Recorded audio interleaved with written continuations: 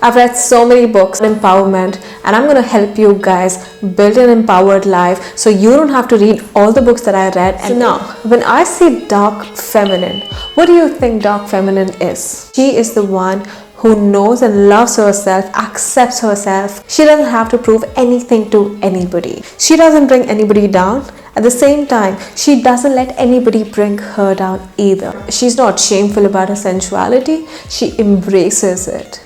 When she moves, she knows it. When she talks, she knows it. And she is a bold, courageous, magnetic, mysterious woman. That is the power of a dark feminine. Today I want to talk about how you can tap into your dark feminine and what dark feminine is. We've spoken about that, but how can you truly tap into your dark feminine? Before we start with how we tap into it, it's very important to realize and know what is holding you back. I'm here to tell you these fears. We all have fears. Either you can view fears as an obstacle, or you can view fears as a catalyst for transformation, as a stepping stone into tapping into your truest, most authentic self. So now, stop blaming anybody in your life for not achieving things you want to achieve, because the power lies within you. So let's talk about the fears. Fear of judgment, fear of failure, fear of safety as women, even like safety. I want to talk about, of course, when we're going in certain places, we don't feel safe if we don't have a man with us. The world is such. I want to talk about fear of safety even in relationships. Like so many people have abusive relation, domestic violence, like why all these things happen. And a lot of girls, a lot of women, we stay shut. Why? Firstly, who's going to believe me and trust me? Secondly, and they're going to judge me, this happens to me. Thirdly, this has happened throughout our life, how our mothers and grandmothers, they tolerated the abuse, so we are supposed to tolerate the abuse. Safety in a relation. Do you feel safe in a relation? Do you feel that you can voice your opinion? Do you feel your man is secure enough and protective enough to not even raise his hand on you? So these are all the fears that we all have. Fear of rejection. We're all scared of being rejected. So what do? We try not even take that one step forward into achieving our dreams. What if there's a no? You're scared to go on a date or be in a relation. Why? Fear of vulnerability. Who can you be vulnerable around? That is also a fear, because you can't trust everyone in your life. Fear of loneliness. We're all afraid to be alone. That's why we stick to a relation or a partner where we know that's holding us back, but we stay and suck it up because that is our fear. As women, we're supposed to sacrifice. We're supposed to be okay with it. We're supposed to not voice our opinions. We're supposed to just be led by the man, even if the man is so insecure and he's not capable of leading you. What do? We make ourselves small to make the other person feel enough, feel secure. We bring ourselves and we dim our light. Fear of aging in women is so deeply rooted, because we are made to feel that we have a biological clock, and if we reach a certain age, we are useless. A lot of women, we face this issue, and it is so headstrong, it's so deeply rooted in us. It's so normalized to start using Botox and fillers in order to look a certain image. I see a lot of young girls doing lip fillers. Why do you need that? Why can't you accept yourself for who you are? We all see our imperfections. I have to. We all see our flaws. We fixate on that flaw because we think once we fix this flaw, we are going to feel pretty enough and good enough. Only to realize later that even after all these fillers, we just don't feel good enough. Because that feeling of good enough comes from within. It doesn't come from the outside world. You could have the perfect body and the perfect face and things on the external, but till the time you don't feel perfect inside, till the time you don't embrace your flaws, you're not going to feel your authentic self. You're just doing things in order to be accepted and approved of. When I said a dark feminine, she doesn't seek approval. Know this about her. She knows who she is, and she embraces her flaws perfectly well, because she knows nothing in the world is perfect. Nothing in the world is perfect. I want to talk about this, even the social fears that we have. If you are single, you have a fear of not finding somebody. If you are in a relation, you're afraid to see where this relation will go, especially if you have that time limit in your mind, if you're reaching your 30s, because we've been told, oh, if you're 30, you should be married and have kids and blah, blah. If you're a mother already, the people will make you feel like the most important thing in your life is your kid. And if you're working, no, you shouldn't be working. Like, oh, she is a mother, how come she's traveling, leaving her kid behind? She's not a good mom. Here we are. Till the time we don't change ourselves and tap into our dark feminine and tap into our empowered beings, we'll never be able to have a generation that is empowered. We'll be living off the past trauma that our parents and grandparents have lived. I have few questions, and the first thing first is for you to be aware about everything, because everyone has a different story. For me, what I could be afraid of, maybe you're not afraid of that. So you need to ask these questions to yourself. First question: what am I afraid of? What are my fears? What are my insecurities? What is holding me back? Write these questions and then write the answer. Find yourself a place. Find yourself a place that's isolated. Put on a good music. Light a candle. Create a space that feels safe for you. And in that space, write and ask yourself, what is it that I'm afraid of? Identify your fears. Identify your insecurities. Identify the reasons, beliefs, limitations that are holding you back.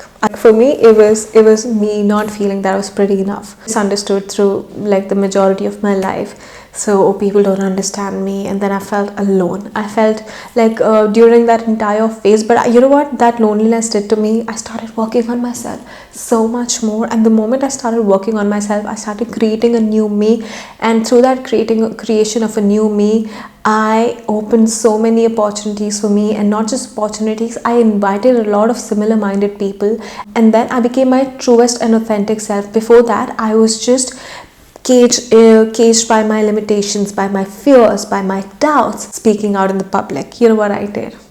I started speaking in front of the mirror.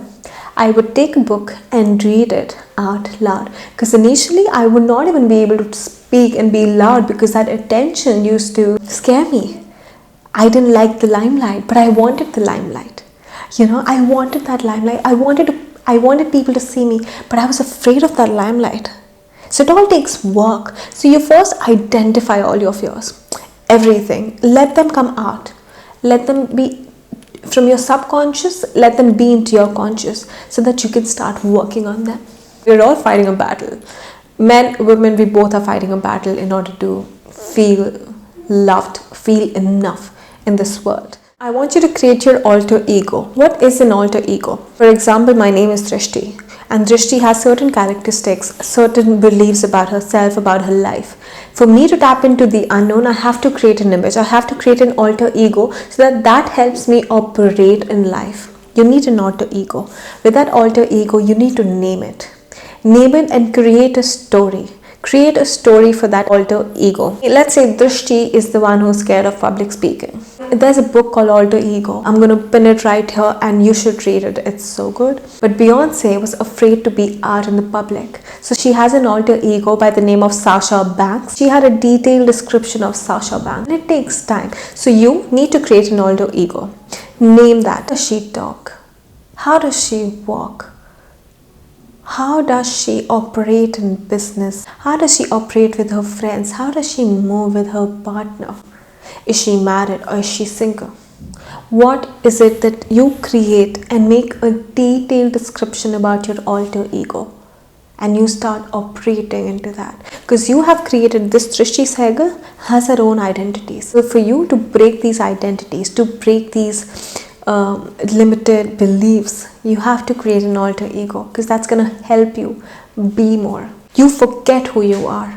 You forget this identity and you tap into another identity that lets you move, that lets you gain clarity, that lets you accomplish your dreams. You need that alter ego. The relation, it's going to be different. For your profession, that alter ego will be different. That's how you tap into it. You need to create an image, or you have a role model, so that you can start operating. What would that person do if she was in this position? So then the inner guidance gives you the answers to these questions, and you need to unleash that power in you. How do I walk with confidence? Do I look down? Do I look up? Is my chest out? When I walk with each step, am I doubting myself or am I affirming myself? Am I moving with confidence or am I moving with a lot of self-doubt and baggage? You need to ask yourself all these questions. How do I talk to people? When I talk to people, do I talk about all the excuses, or do I victimize myself, or do I talk about empowerment? Yes, maybe my dreams have not been fulfilled, but I know they will. I believe in myself and I talk in a way that makes people feel and realize that I believe in myself. How do you talk to other people? Do you empower them too? Or do you let them victimize themselves? What limiting beliefs do I hold?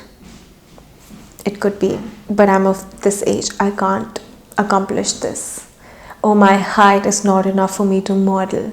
Oh, my weight, oh, my body type is not good for acting, or my body type is not good for modeling, or background doesn't allow me to step out of my comfort zone. What are the limiting beliefs you have? Oh, if I shine bright, people will dislike me. So the fear of being disliked. Are these your beliefs, or what are the limiting beliefs you have? What are the things that are holding you back? Ask yourself these questions. How do I create a fearless mindset? In what ways can I embrace sensuality? Am I embracing my sensuality? As a woman, again, we've been shamed into not feeling our sensual, because if we are feeling sensual, we're asking for it. If you don't feel your sensual side, no man can make you feel that way. You shouldn't rely on a man to make you feel a certain way, because you are already up there. You already feel sensual. You know you've got this. In a dark feminine, oh, she is quite sensual. It could trigger a lot of people. Don't diss another woman. Work on your triggers and use them as a catalyst to transform your life. You know deep down, you know you want to change. You want to be more than who you are. You want to break free from this limited beliefs, the societal pressure that's given upon you. You know that you want to break free. You start working on your triggers, start working on yourself. Is your partner holding you back? Then you talk, then you have an open communication with your partner. Speak in a way that's effective. Speak in a way that's open. Speak in a way that's honest, authentic, vulnerable. Otherwise, you're going to feel caged and no partner can actually help you. You can have all the money and the partner and the kids and even then not feel your empowered self. Take out a day to just go be with ourselves, dance and move and be with our girlfriends, and not just go out and partying and wasting time and gossiping. No, talking about our dreams and vision. The most effective thing you can do in order to tap into your sensuality, go for a dance class. Now you have pole classes everywhere. You don't have to post about it, but you need to go there, because when you're up on the pole or when you're dancing in heels or doing other stuff, like any dancing that makes you feel sensual, you change the game for yourself. You change the inner dialogue you have about yourself. And because you feel so empowered and sensual, whoever you meet, you make them feel a certain way. And women, listen, we are all sensual beings and we need to realize that. We need to start feeling our true sensual self. Don't rely on a man to make you feel sensual. Because the moment you start feeling that sensual side, you are going to create fireworks with him. Another question you need to ask yourself, am I balancing between strength and grace? With strength, am I taking charge in my life? Am I being proactive about my decisions, about my life? Do I stand firm in my beliefs? Do I have the strength in me? Am I operating from strength? Strength in myself, strength in my decisions, strength in my communication, and also balancing between strength and grace. Do I have the elegance? Do I have the poise? Do I have the gentle approach, reaching a situation? Because a dark feminine, she is well balanced between strength and grace. She has the strength, but she doesn't force her strength to anybody. At the same time, she has grace, she has compassion, she has emotional intelligence to listen to another person and not force her opinion about anything. She knows who she is, and because she accepts herself who she is, she accepts another person equally. Because she understands herself, she understands another person equally. Are you moving with fluidity? Because dark feminine has a great balance between having the strength, asserting herself, affirming herself, moving with confidence. At the same time, she has the grace. She moves and she flows. She has compassion and kindness, and she is fluid. Find that about yourself, because if you operate just from the strength, you are in your wounded feminine. Or if you operate just from the grace, you're again in your wounded feminine. Because we both have masculine and feminine side. We need to have a balance. And I see more often now girls tapping into their masculine side so much, forgetting everything, forgetting the kindness, forgetting the softness we all carry. Because we think that's weak. That's our power. That's our strength. God gave us all these things. We are the nurturers. Why are we abandoning that? We've started comparing ourselves and started to compete with men. Men have their own strength. We have our own strength. Nurturing, compassion, being one, showing kindness, having that softness. So ask yourself, are you operating from that balance, or are you in your wounded feminine? You need to find that. Because if you started thinking that being graceful, being kind and compassion is a sign of weakness, you're in your wounded feminine, and you need to work on yourself. You need to nurture yourself, because your body is screaming for your love. The body is screaming for that kindness that you're not showing to yourself and other people around you. Maybe you're showing it to everyone but yourself. Come back to your home, come back to yourself, come back to your body, and show compassion and kindness to yourself, because you deserve it. 7th question, do I fear being misunderstood? If you're not in your dark feminine, if you are not in your authentic version, you will always see the right thing in order to be liked. You'll be a people pleaser. But once you tap into your authentic side and your authentic self, you're not seeking validation. And again, you don't talk with rudeness or arrogance. You talk with compassion, calmness, assertiveness. These are your qualities when you talk. Are you scared of how others perceive you? Are you just saying things in order to be liked and be perceived a certain way? Then you're not living in your dark feminine. You are living in your people-pleasing era. It's 2024, and no, we're not doing people pleasing. We are tapping into our empowered beings. We are tapping into our divine feminine. We are tapping into our dark feminine. A dark feminine is not afraid of being misunderstood. Hear me out. This used to be a challenge for me. Firstly, half of the life I felt misunderstood. Why? Because I was not able to communicate well. So I would just keep things to myself. I would keep things to myself out of fear of being judged, disliked, abandoned. I'll keep holding on to my thoughts. And when I would speak after years or after months, I would just lash out. I learned how to have an effective communication and conversation. So yes, I'm going to quickly wind up now. Remember, whatever you're afraid of are the things that are holding you back. And it's time to unleash and tap into your dark feminine. You can be more than what society tells you. You can be more than what your limited mind tells you. You can be more than what your fear tells you. You can be more, and it's time that you start tapping and realizing your power.